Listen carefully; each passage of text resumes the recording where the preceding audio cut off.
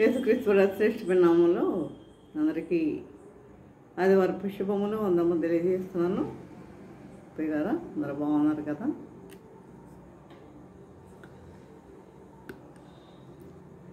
చూడండి, ఇది ఎందుకు ఏర్పాటు మన లేఖన భాగం చూసినట్లయితే హెబ్రీయులకు రాసిన పత్రిక 11వ అధ్యాయం 31వ వచనం చూసినట్లయితే, విశ్వాసమును బట్టి రాహాబను వేశ్య వేగుల వారిని చేర్చుకున్నందున అవధీలతో పాటు నశింపకపోయేను. దీన్ని బట్టి విశ్వాసమును బట్టి రాహాబను వేశ్య వేగుల వారిని చేర్చుకున్నందున అవిధేయులతో పాటు నశింపకపోయేను. ప్రియులారా, అంటే మనకి ముందు కావాల్సింది ఏంటి? క్రైస్తవుడు అన్న వారికి కావాల్సింది ఏంటి అంటే విశ్వాసం అనేది కావాలి. చూడండి, మనం యెహోషువ గ్రంథం చూస్తాం. యెహోషువ గ్రంథం 2వ అధ్యాయంలో ఈ రాహాబు అనే వేశ్యను చూస్తున్నాం. యెహోషువ యెరికోను వేగు చూడమని పంపించాడు. నడవలసిన త్రోవను మిమ్మల్ని నడిపించేదనని చెప్పిన దేవుడు, మీరు ఏ దారిలో వెళ్తారో ఆ దారిలో మిమ్మల్ని నేను నడిపిస్తా అని చెప్పిన దేవుడు సరైన ఇంటికే పంపించాడు. వేరే ఇంటికి వెళ్ళి ఉంటే వారు రాజుకు కానీ తెలియజేస్తే వీరు ప్రాణాలు పోయినట్లే. ఎక్కడ పంపించాడు? విశ్వాసం గల స్త్రీ ఇంటికే పంపించాడు ప్రభు. మరి అదే కనుక వేరే ఇంటికి కనుక పంపించినట్లయితే ఏమయ్యేది? వారి రాజు తెలియజేసినట్లయితే వారి ప్రాణాలు పోయాయి కదా. దేవుడు ఆ విధముగా మనల్ని ఏం చేస్తాడు? క్షేమకరమైన చోటికి మనల్ని నడిపిస్తాడు అన్న విషయాన్ని మనము గ్రహించాలి. రాహాబు వేశ్యను బట్టి మనము ఆమెలో ఉన్న విశ్వాసాన్ని, ఆ దృఢ సంకల్పాన్ని బట్టి మనము ఈ విషయాన్ని మనము గ్రహించేవారిగా ఉండాలి. ప్రియులారా, వేగు చూడడానికి మనుషులు వచ్చారన్న వార్త వెంటనే ఎక్కడ చేరిపోయింది? రాజుకు చేరిపోయింది. వేగు చూడడానికి వచ్చారు అన్న వార్త రాజుకు చేరింది. వెంటనే వాళ్ళని పట్టుకోమని రాజుగారు ఏం చేశారు? భటులను పంపించాడు. అయితే ఆ స్త్రీ ఏం చేసింది? ఆ స్త్రీ వారిని దాచిపెట్టి వారు వెళ్ళిపోయారని చెప్పింది. మరి ఆ సంగతి కానీ రాజుకు తెలిస్తే ఆమెకు మరణం కూడా తప్పదు. కాబట్టి కానీ అంత రిస్క్ ఆమె ఎందుకు తీసుకుందంటే, అసలు అంత రిస్క్ ఎందుకు తీసుకుంది? ఏదో ఒక కారణం ఉంటుంది. మనం ఏదైనా పని చేస్తున్నాము అంటే, ఏదైనా మాట్లాడాము అంటే దానికి కారణం అనేది ఉంటుంది. Without reason you cannot anything.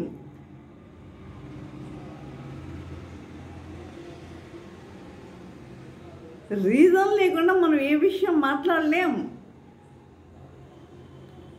కారణం అనేది లేకుండా మనం ఇలాంటి విషయాలు కూడా మనము మాట్లాడలేము. ప్రియులారా, చాలామంది అనుకుంటూ ఉంటారు, ఆమె అలా మాట్లాడింది, ఈమె ఇలా మాట్లాడింది అని అనుకుంటూ ఉంటారు. కుటుంబ విషయాలు కూడా బయటకు వెళ్తూ ఉంటాయి. ఆ కుటుంబ విషయాల్లో కూడా ఏమనుకుంటారంటే, ఆమె అలా మాట్లాడింది, ఈమె ఇలా మాట్లాడింది. ఎందుకు మాట్లాడింది? నీకు తెలియదు కదా, ఆ విషయాలు నీకు తెలియదు కదా. కాబట్టి ఇక్కడ కానీ అంత రిస్క్ ఆమె ఎందుకు తీసుకుందంటే, అది ఆమె యొక్క దృఢమైన విశ్వాసమే. 9-13 వచనాలు మనం చదివితే ఆమెకి విశ్వాసం ఎంత బలంగా ఉందో కూడా మనకి తెలుస్తుంది. ఆమె యొక్క విశ్వాసము ఎంత బలమైనదో కూడా మనకు తెలుస్తుంది. చూడండి, బైబిల్ గ్రంథంలో మనము అనేక మందిని చూస్తాం, ఇలాంటి విశ్వాసం కలిగిన వారిని కదా. కొత్త నిబంధనలో కూడా చూసినట్లయితే మనం ఎవరున్నారు? కనాను స్త్రీ. ఎంత విశ్వాసం కలిగింది ఆమె, కనాను స్త్రీ. మరి శతాధిపతి మరి ఇట్లా రకరకాల అనేక మంది ఉన్నారు. మరి దృఢమైన విశ్వాసం కలిగిన వారు, దేవుడు అంటే, ప్రభు అంటే భయభక్తులు కలిగిన వారు, విశ్వాసం కలిగిన వారు. అలాంటి విశ్వాసం ఈరోజు నీలో నాలో ఉందా? ఆ విశ్వాసం కలిగి మనం జీవిస్తున్నామా?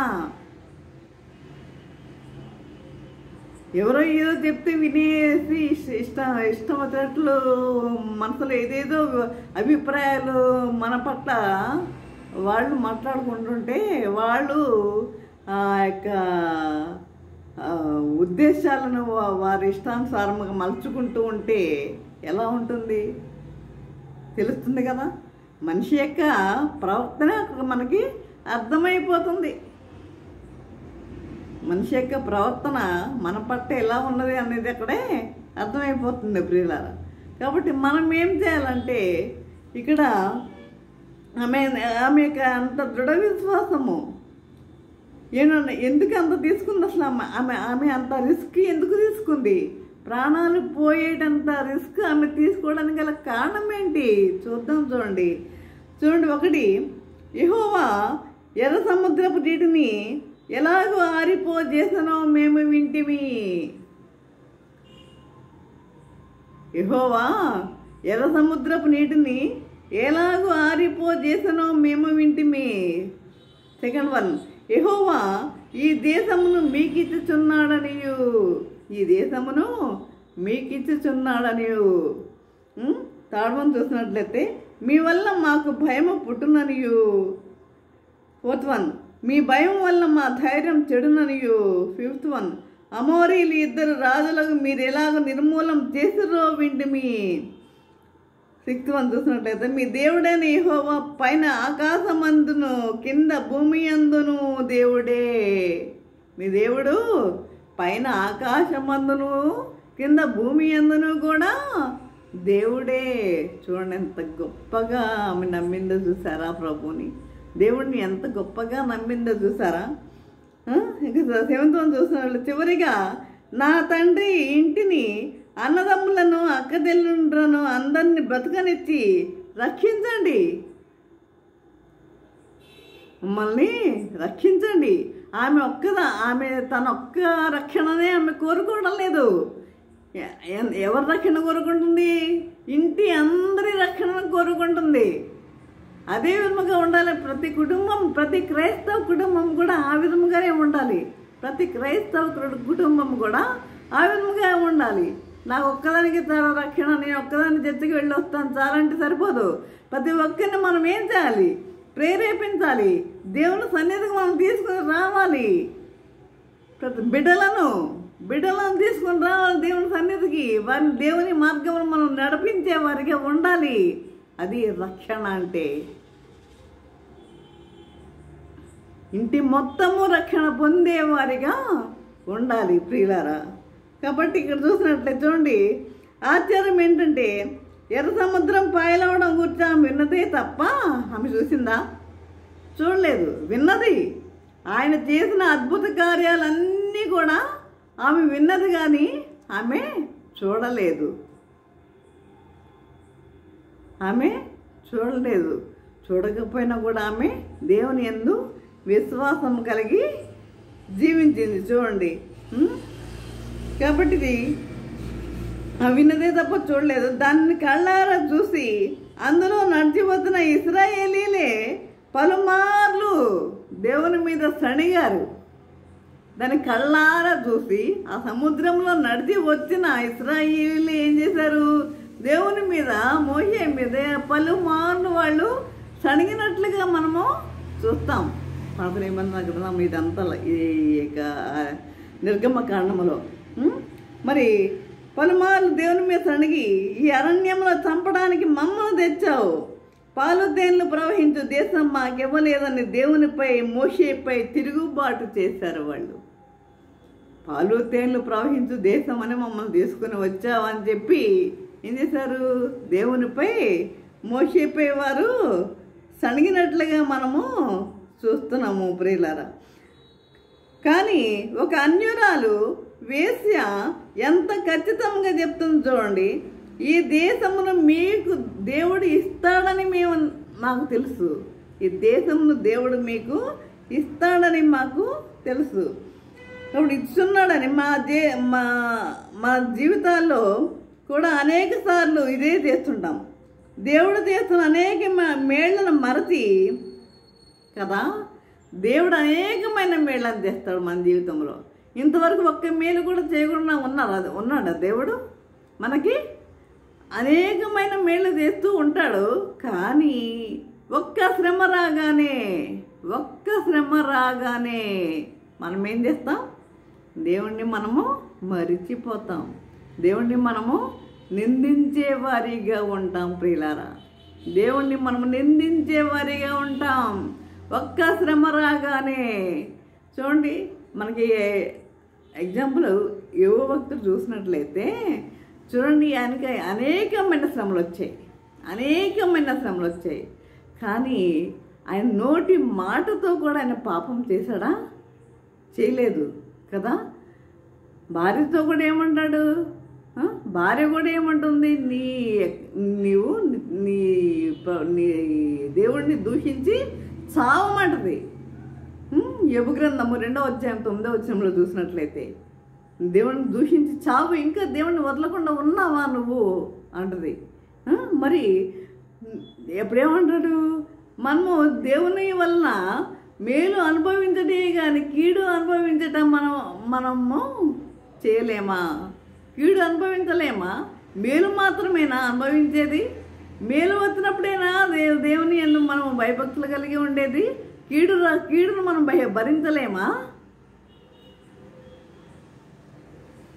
మరి ఈనాడు ఎంతమంది ఆ విధముగా ఉన్నారు? ఏదైనా సమస్య వచ్చినప్పుడు ఎంతమంది దేవుని యందు భయభక్తులు కలిగి జీవించే వారిగా ఉన్నారు? ప్రభు యందు భయభక్తులు కలిగి జీవించే వారిగా ఉన్నారు. కాబట్టి ఒక సమస్య రాగానే దేవుని మీద మనం ఏం చేస్తాం? ఆయాసపడుతూ ఉంటాం. ప్రార్థనకు జవాబు రాకపోతే కూడా మనం ఏం చేస్తాం?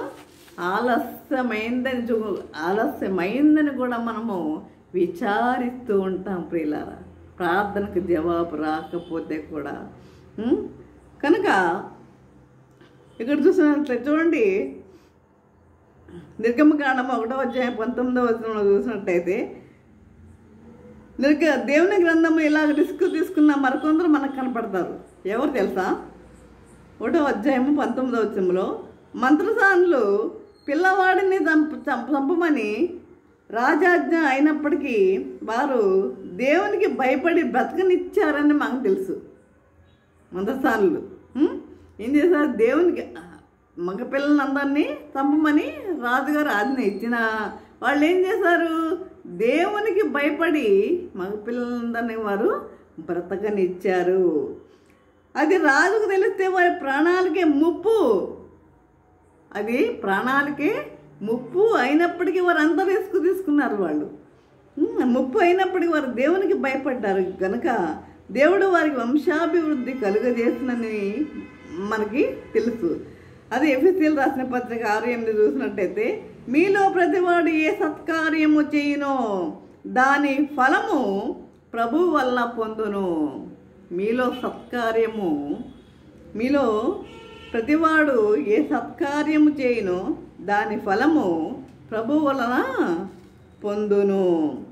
కొందరు మనుషుల నుండి ప్రతిఫలం ఆశించి పొందకపోతే కొందరు ఏం చేస్తారు? విరోధం పెట్టేసుకుంటారు. కొందరు మనుషుల నుంచి ఏదో ఆశిస్తారు, సంథింగ్ ఏదో ఒకటి ఆశిస్తూ ఉంటారు. కానీ అది పొందలేదనుకోండి, వారు ఏం చేస్తారు? విరోధం పెట్టుకుంటారు. వద్దు, అలాగా చేయవద్దు. కనుక అదేవిధంగా చూడండి, 1వ రాజుల గ్రంథము 18వ అధ్యాయం 4లో చూస్తాం. ఓబద్యాను, ఇతను అహాబు యొక్క గృహ నిర్వాహకుడు ఓబద్య. మరి యెజబేలు ప్రవక్తల్ని చంపుతూ ఉంది. ఈమె ఏం చేస్తుంది? యెజబేలు ప్రవక్తల్ని చంపుతూ ఉండగా అతడు 50 మంది చొప్పున 100 మందిని గుహలలో దాచి వారికి అన్నపానమునిచ్చి పోషించనని చెప్పబడింది. అది రాజుకు తెలిస్తే ప్రాణాలు ఎగిరిపోయినట్లే. కానీ దేవుని అందరి భయముతో ఈ రిస్క్ తీసుకున్నాడు. చంపుతుందని ఏం చేశాడు? గుహలో దాచిపెట్టాడు. గుహలో కొంతమంది ప్రవక్తల్ని దాచిపెట్టి వారికి అన్నపానములు ఇచ్చి పోషించాడు. ఇది కనుక ఈ విషయం కనుక రాజుకు తెలిస్తే ఏమవుతుంది? ఓబద్యాన్ని బ్రతకనిస్తాడా? కాబట్టి ఇలాగా మనము ఇలాంటి విషయాల్లో కూడా మనం ఏం చేయాలి? రిస్క్ తీసుకునే వారిగా మనము ఉండాలి. ఎప్పుడు కూడా మనము దేవుని నుంచి మనకి ఏంటి మేళ్ళు కావాలని ఆశించేవారిగా ఉంటాం. కానీ దేవుని కొరకు మనం ఏమి చేస్తామని ఎప్పుడన్నా మనం ఆలోచించామా? ఆలోచించాం. దేవుని కొరకు దేవునికి మనం ఏమి ఇచ్చాము అని ఎప్పుడు కూడా మనము ఆలోచించేవారిగా ఉండము. ఇక మూడవది చూసినట్టయితే చూడండి, 2వ దినవృత్తాంతములు 22వ అధ్యాయము 12వ వచనంలో చూసినట్లయితే యెహోషాపాతు అన్న స్త్రీని చూస్తాం. ఈమె యాజకుడైన యెహోయోదా భార్య. ఆ దినాల్లో అతల్య అనగా రాజైన అహజ్యా తల్లి తన కుమారుని మరణ వార్త విని యూదాకు సంబంధించిన రాజకుమారులందరినీ చంపించింది. తన కుమారుడు చనిపోయాడని తెలుసుకుని ఏం చేసింది? యూదాకు సంబంధించిన రాజకుమారులందరినీ చంపించింది. ఈమె అహాబు సంబంధికురాలు. ఆమె రాజ్యాన్ని ఏలడానికి యూదా రాజకుమారులన్నీ చంపించింది. దేనికి చంపించిందంటే ఈమె రాజ్యాన్ని ఏలడానికి. ఆమె దుర్మార్గంగా ప్రవర్తించుటకు అహజ్యాకు నేర్పించుచుండినని వ్రాయబడింది. అంటే ఈమె కుమారునికి ఎలా నేర్పించిందంటే దుర్మార్గంగా ప్రవర్తించాలని నేర్పించినట్లుగా మనం చూస్తున్నాము. మరి ఏ తల్లైనా బిడ్డలకు దుర్మార్గంగా ప్రవర్తించడాన్ని ఏ తల్లైనా నేర్పిస్తుందా? అలా నేర్పిస్తుందా? ఇలా ఉండండిరా వాళ్ళ పట్ల దుర్మార్గంగా జీవించండి అని ఏ తల్లైనా నేర్పిస్తుందా? మరి ఇక్కడ చూసినట్లయితే ఈమె ఏం చేసింది? తన కుమారునికి దుర్మార్గంగా ప్రవర్తించే మనసు కలిగేటట్లుగా చేసింది. నీతి మార్గంలో పిల్లలను నడిపించవలసిన తల్లి దుర్మార్గంగా నడవడం నేర్పిస్తే ఆ పిల్లల గతేంటి? నీతి మార్గంలో నడిపించవలసిన తల్లి ఎలా నడిపించింది పిల్లల్ని? దుర్మార్గంగా నడిపిస్తే ఆ పిల్లల గతేంటి? ఆ పిల్లలు ఏమైపోతారు? ఆ విధంగా నడిపిస్తుంటే ఒక తల్లి చెడ్డ జీవితం నేర్పిస్తే ఆ శాపము పిల్లలకు తగులుతుందని సత్యం మర్చిపోవద్దు. ఒక తల్లి చెడ్డ జీవితము నేర్పిస్తే ఆ శాపము పిల్లలకు తగులుతుందన్న సత్యము మర్చిపోవద్దు. కాబట్టి బాల్యం నుండి దేవుని ఆజ్ఞలను పిల్లలకు నేర్పమని వాక్యం బోధిస్తుంటే చాలాసార్లు దీన్ని మర్చిపోయి సొంత జ్ఞానాన్ని బోధిస్తూ ఉంటారు. దీన్ని మర్చిపోయి ఏం చేస్తారు? సొంత జ్ఞానాన్ని బోధిస్తూ ఉంటారు. ఇక్కడ చూడండి, మనం ఒక 4 ఏళ్ల కుమారుడు ఏడుస్తూ స్కూల్ నుండి వచ్చాడు. 4 ఏళ్ల కుమారుడు ఏడుస్తూ క్లాస్లో కుర్రాడు కొట్టాడని చెప్పాడు. అంటే క్లాస్లో ఒక స్టూడెంట్ కొట్టగా ఈ అబ్బాయి ఏం చేశాడు? ఇంటికి వచ్చేసాడు. ఒరే చవట ఇక్కడ ఏడుస్తున్నావేంట్రా, ఈసారి వాడికి 4 తగలని అన్నాడు. ఏమన్నాడు? ఇక్కడికి వచ్చి ఏడుస్తున్నావేంటి? ఈసారి వాడిని కొడితే ఏం చేస్తావు నువ్వు? 4 తగలని అన్నాడు. అంటే వాడిని 4 కొట్టు అని తండ్రి చెప్పాడు. ఈసారి వాడికి 4 తగలని అన్నాడు. మరుసటి రోజు మళ్ళీ కొట్టాడు. వీడు కూడా లెక్క పెట్టేని తింటాడు. తండ్రి ఏం చెప్పాడు? 4 తగలని అన్నాడు కదా, ఆ విధంగా నేను లెక్క పెట్టి 4 కొట్టాడు. వాడు వీడిని బెంచి మీదకు తోసేస్తే కంటి దగ్గర 4 కుట్లు పడ్డాయి. ఇటువంటివి పిల్లలకి మనం నేర్పించేవారిగా ఉండొద్దు. మనము పిల్లలకి నేర్పించేవారిగా ఉండవద్దు. ఈ దుర్మార్గురాలైన తల్లి రాజకుమారులను చంపించుతుండగా యెహోషాపాతు అనే ఈ స్త్రీ యోవాషు అనే రాజకుమారుణ్ణి కాపాడి రాజకుమారులను చంపించుచుండగా యోషోబతు అనే స్త్రీ యోవాషు అనే రాజకుమారుని కాపాడి 6 సంవత్సరాలు దాచిపెట్టింది. 6 సంవత్సరాలు దాచిపెట్టింది. ఈమె యాజకుని భార్య. ఈమె ఎవరు? యాజకుని భార్య. 7వ సంవత్సరాన్ని యెహోయాదా ధైర్యం చేసి యోవాషుని ఏం చేశాడు? రాజుగా అభిషేకించాడు. 6 సంవత్సరాల అతల్య దుర్మార్గ పాలనతో విసిగిపోయిన ప్రజలు ఆమెనేం చేశారు? చంపేశారు. అతల్య యొక్క పాలనకు విసిగిపోయిన ప్రజలు ఆమెనేం చేశారు? చంపివేశారు. ఆమె చనిపోయిన తర్వాత దేశం నెమ్మదిగా ఉండి దేవుని యందు భయభక్తులు కలిగిన యోవాషు పరిపాలన ప్రారంభమైంది ప్రియులారా. కాబట్టి మనము నేర్చుకోవాల్సిన సత్యాలు ఇక్కడ ఏంటంటే, మనము దేవుని యందు మనం విశ్వాసం కలిగి జీవించే వారిగా ఉండాలి. అదేవిధంగా ఇంకొకటి చూసినట్లయితే ఎస్తేరును కూడా మనం చూస్తాం. ఎస్తేరు కూడా రిస్క్ తీసుకుంది కదా. ఎస్తేరు కూడా ఏం చేసింది? ఎస్తేరు కూడా ప్రాణాలను తెగించి రిస్క్ తీసుకుంది. రాజుగారు దండం చాపకుంటి శిరచ్ఛేదనమే, నేను నశించేదను. 3 రోజులు ఉపవాసం ఉన్నారు కదా అందరూ కలిసి. తర్వాత అప్పుడు ఆమె వెళ్ళి, అంటే రాజుగారు పిలవకుండా భార్య అయినా కూడా రాజుగారి దగ్గరికి వెళ్ళకూడదు. అయితే ఈమె రిస్క్ తీసుకుంది. నేను చనిపోయినా పర్వాలేదు అని చెప్పి ఏం చేసింది? ఈమె రాజుగారి దగ్గరికి వెళ్ళింది. రాజు అనుగ్రహం పొందింది. రాజు యొక్క అనుగ్రహము పొందింది. ఈ విషయంలో మంచి పాఠం నేర్పిస్తుంది. చాలామంది స్త్రీలు ఏదైనా అవసరం ఉంటే భర్తలు వద్దంటే గొడవలు పెట్టుకుంటారు. చాలామంది స్త్రీలు ఏం చేస్తారు? భర్తలు వద్దంటే గొడవలు పెట్టుకునే వారిగా ఉంటారు. అదేవిధంగా ప్రియులారా, మరి రాహాబు దగ్గరికి చూడండి. రాహాబు అంత రిస్క్ తీసుకోవడానికి కారణం ఆమె యొక్క విశ్వాసమే. వినడం వల్ల మనకేం కలుగుతుంది? ఆమె అన్ని విషయాలు వినడం వల్ల ఆమెలో ఏం కలిగింది? విశ్వాసం అనేది కలిగింది. ఆ విశ్వాసం ఆమె ఏం చేసింది? క్రియల్లో చూపించింది. ఆ విశ్వాసాన్ని ఆమె క్రియల్లో చూపించింది. ప్రాణానికి తెగించి సాహసం చేసింది. ఆ విశ్వాసం ఆమె జీవితాన్నే మార్చివేస్తుంది. ప్రియులారా, నీ విశ్వాసం నీ జీవితాన్ని మార్చివేస్తుందని నీకు తెలుసా? నీ విశ్వాసము ఆ మార్పు ఎంత దూరం వెళ్ళిందంటే, కేవలం వేషవృత్తును మాని వేయడం మట్టుకే కాదు. వేషవృత్తి ఆమె యొక్క ఇల్లు ఎక్కడుండేది? ఎరుకో ప్రాకారం పైన ఆమె యొక్క ఇల్లు.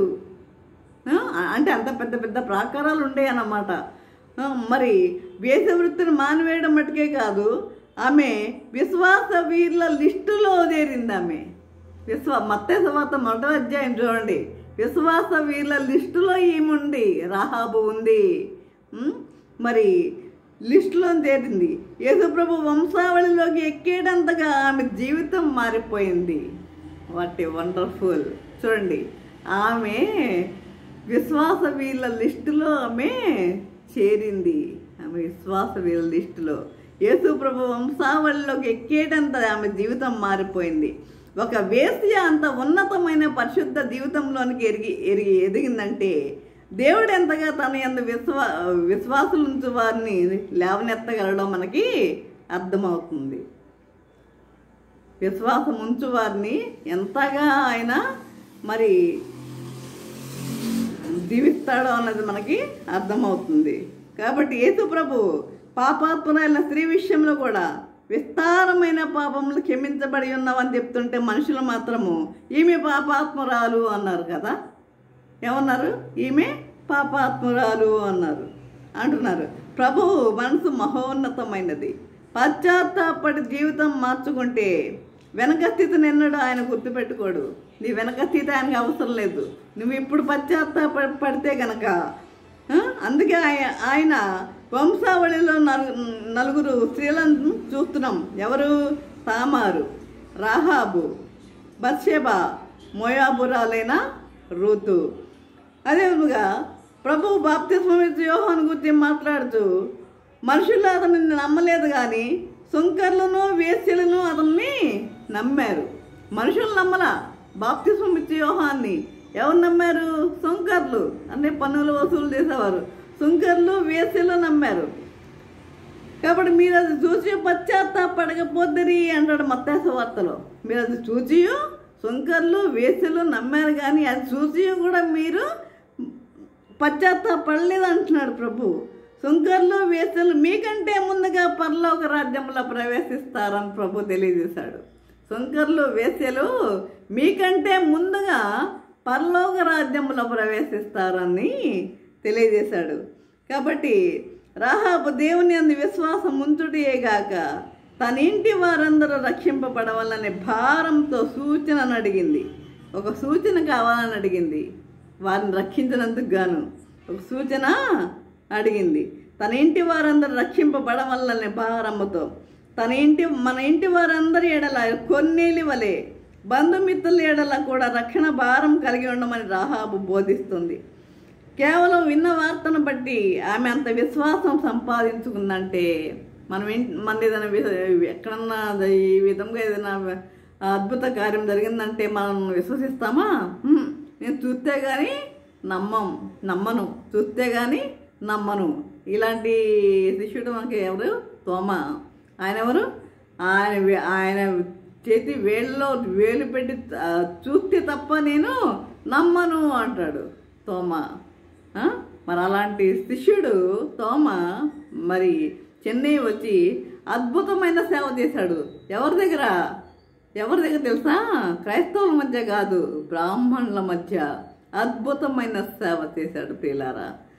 అనేక మంది ఆత్మలను ఆయన రక్షించాడు. మరి అలాంటి అవిశ్వాసంగా ఉన్న తోమ ఎంత సేవ చేశాడు చూడండి. మరి చివరికి ఆయన ఒకసారి మరి ఆయన మోకరించి ప్రార్థిస్తున్నప్పుడు ఆయనని బల్లెముతో కొట్టి చంపేశారు. ఆయన సమాధి అక్కడ కూడా ఉంది. కనుక విధముగా మరి ప్రతిరోజు ఆయన మాటలు బైబిల్ గ్రంథంలో చదువుతున్నాం మనం. ఆమె చూడకుండానే నమ్మింది, కానీ మనము బైబిల్ గ్రంథంలో మనం ఆయన వాక్యం చదువుతున్నాము. మిగతా రోజుల్లో సంఘం వాక్యం వింటి ఎంత విశ్వాసం సంపాదించుకుంటున్నారు. మరి ప్రతిరోజు వింటున్నాం, కానీ మరి ప్రతి ఆదివారము మనము దేవుని వాక్యాన్ని వింటున్నాము. మరి మిగతా రోజుల్లో సంఘంలో వాక్యం వింటూ ఎంత విశ్వాసం సంపాదించుకుంటున్నారు. ప్రభు కొరకు సాహస కార్యాలు ఏమి చేస్తున్నారని రాహాబు జీవితం సవాలు చేస్తుంది ప్రియులారా. కాబట్టి మనం ఎలా ఉందాం? ఈరోజు నేను ప్రశ్నిస్తున్నా, ఎలా ఉందాం? మనం విశ్వాసం కలిగి జీవించే వారిగా ఉందాం. చూడండి, కుటుంబం అన్నాక కొన్ని ఆటుపోట్లు అనేవి వస్తూ ఉంటాయి, కొన్ని ఒడిదుడుకులు అనేవి వస్తూ ఉంటాయి, భార్యాభర్తల మీద వస్తూ ఉంటాయి, భార్యాభర్తల ఇద్దరి మధ్య వస్తూ ఉంటాయి. దీన్ని బట్టి మనం వారిని మనము చెడ్డగా అంచనా వేసే ప్రమాదము, అలా చెడ్డగా వేసే అవసరమో ఏమి కూడా లేదు. కాబట్టి మనము ఏం చేయాలంటే దేవుని యందు విశ్వాసం కలిగి జీవించే వారిగా ఉందాం. ఆయన యందు భయభక్తులు కలిగి జీవించే వారిగా ఉందాం ప్రియులారా. రాహాబు జీవితము మనకు నేర్పిస్తుంది. రాహాబు జీవితము మనకి పాఠము నేర్పిస్తుంది. ఆమె అనేక విషయాలు మరి ప్రభువుని గురించి, దేవుని గురించి విని విశ్వసించింది, నమ్మింది. ఆ వేగులు వారిని దాచిపెట్టింది. వారందరం కూడా తనే కాకుండా తర్వాత ఆమె ఏం చేసింది తెలుసా? మరి ఇశ్రాయేలీల్లోనే సల్మాన్ అనే వ్యక్తిని వివాహము చేసుకుంది. వచ్చి సల్మాను అనే వ్యక్తిని వివాహము చేసుకున్నట్లుగా చూస్తున్నాం. వారిద్దరికి పుట్టిన బిడ్డే బోయజ్. సల్మాన్ అనే వ్యక్తిని వివాహము చేసుకుంది ప్రియులారా. వారిద్దరికి పుట్టిన కుమారుడే బోయజ్. కాబట్టి మనం ఏం చేయాలంటే మరి దేవుని యందు మనం భయభక్తులు కలిగి జీవించేవారిగా ఉందాం. ఈ విధంగా జీవించటకు పరిశుద్ధాత్మ దేవుడు సహాయం చేసి నడిపించను గాక. ఆమేన్. ప్రార్థన చేసుకుందాం. పరిశుద్ధుడా, ప్రేమగల తండ్రి, నీ పరిశుద్ధ పాదముస్తోత్రము దేవా. ప్రభా తండ్రి, దొరికినాయన ప్రభా, నీ వాక్యం ద్వారా తండ్రి మాతో మాట్లాడిన విధానం బట్టి నాయన మీకు వందనం తెలియజేసుకుంటున్నాం ప్రభా. తండ్రి, రహాబు జీవితము మాకు పాఠం నేర్పిస్తుంది నాయన ప్రభా. తండ్రి నాయన ఆమె అంత రిస్క్ తీసుకుంది నాయన ప్రభా. నాయన మరి వేగుల వారు ఆమె దగ్గరికి వచ్చారని తెలిస్తే కూడా చంపుతాడని తెలిసి కూడా ఆమె భయపడలేదు నాయన ప్రభా. మరి ఆ విధంగానే తండ్రి మేము నీ యందు భయభక్తులు కలిగి మేము జీవించేవారిగా ఉంట కృప చూపండి నాయన. విశ్వాసం కలిగి జీవించేవారిగా ఉంటకు నీ కృపను గ్రహించమని మా ప్రభువైన యేసయ్య బ్రతిమాలు వినముగా వేడుకొంచున్నాము తండ్రి. ఆమేన్. తండ్రి అయిన దేవుని ప్రేమయు, కుమారుడైన యేసుక్రీస్తు కృపయు, పరిశుద్ధాత్మక అన్యోన్య సహవాసము సకల దీవెనలు సదాకాలము ప్రభా. తండ్రి, ఎంతమంది అయితే ప్రభా వాక్యం విని ప్రతి ఒక్కరికి తోడే నిలిచిండను గాక. ఆమేన్, ఆమేన్, ఆమేన్.